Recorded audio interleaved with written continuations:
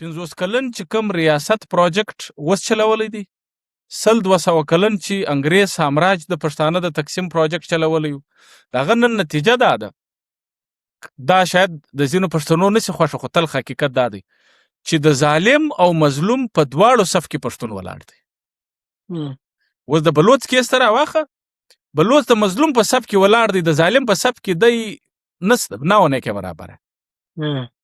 پښتون چې دی په دې کیس کې د پښتانه معروض چازو هم دغونه ګډوډ دی، هم معروض یې دی ګډوډ دی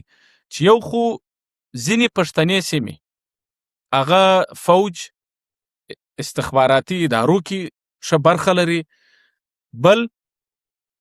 په طالبان یا ټي ټي پي چې دا اوس موږ وایو چې دا خلک وژني، دغه خو دا ویډیو زه ورته ګورو دا هم ګرده پښتانه دي،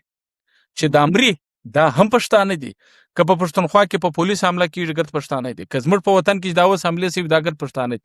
نو پښتانه په پښتنو کې د تقسیم هغه پروجیکټ په دومره کامیابۍ سره چلیدلی دی چې نن بدبختانه چې څوک ټک کوي هغه هم پښتون دی، چې څوک وژل کېږي هغه هم پښتون دی. د هغه اثرات دا دي چې پښتانه ملتپاله مذهب پرسته